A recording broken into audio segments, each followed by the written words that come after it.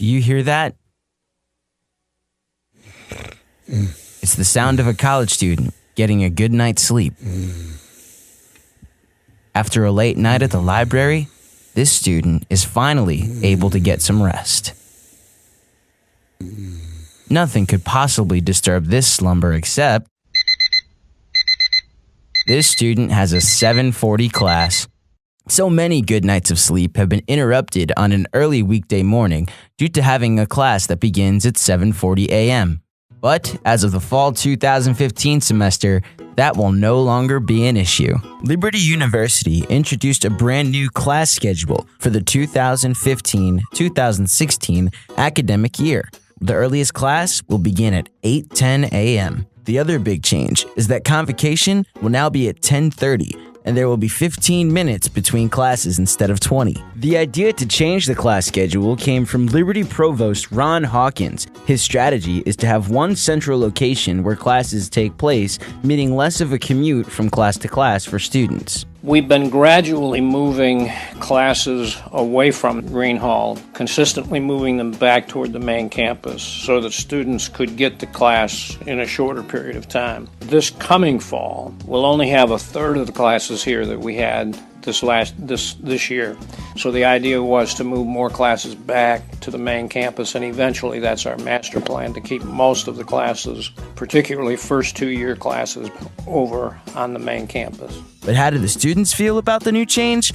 Well, we hit the streets of LU and asked a few students what they think about the new class schedule eliminating 740s. I think the new class schedule will be easier for students who are adapting to life on campus and the adjustment to university life. I think that it's a smart decision because no college student wants to wake up for 740. I think it's a pretty good idea. I know that sometimes it's really difficult to get out of bed to get to a 740, so I guess the extra few minutes of sleep would probably help. I think it will make it a little bit of a transition schedule when you're used to 20 minutes between class and now you have only 15 minutes. To be honest, no. I'll probably still avoid it as much as I could. 9 o'clock or 9:15 just sounds so much better. 20 minutes later, 30 minutes later, doesn't really feel that different to me.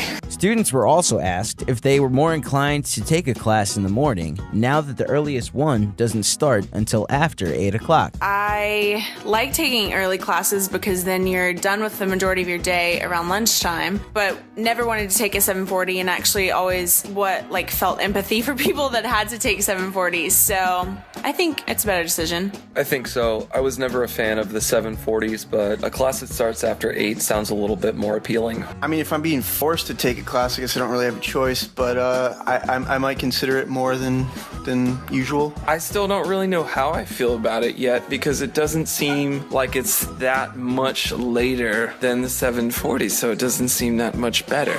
It's not just Liberty University students that need to get used to the new schedule, it's also the professors that have adjusting to do. Dr. Linda Beavers and Dr. Carrie Martin of the School of Communication believe that there are positives and negatives to the new schedule eliminating 740s. Well, at first I wasn't happy with it, and I'm not sure why exactly, because obviously nobody really loves 740 classes. On the other hand, it will be nicer to start a little later. I think the 15 minutes between class is overall going to be good. Sometimes 20 minutes seems too long to me, and so I like the idea of 15 minutes. I think that's a good amount of time. I teach all of my classes in DeMoss, so 15 minutes isn't going to be a burden on me personally. However, I obviously understand that if you're trying to get from, let's say, a class in Green Hall to a class in DeMoss or the Religion Hall, that it's going to be an interesting challenge.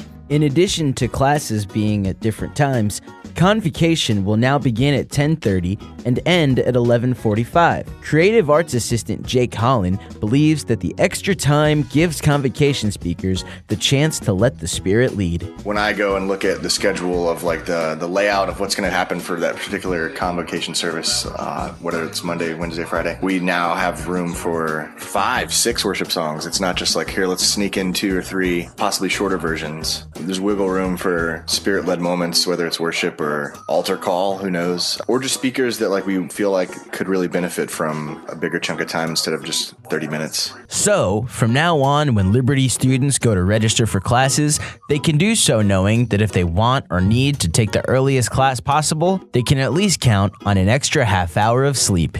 With 90.9 The Light, I'm Andrew Claudio.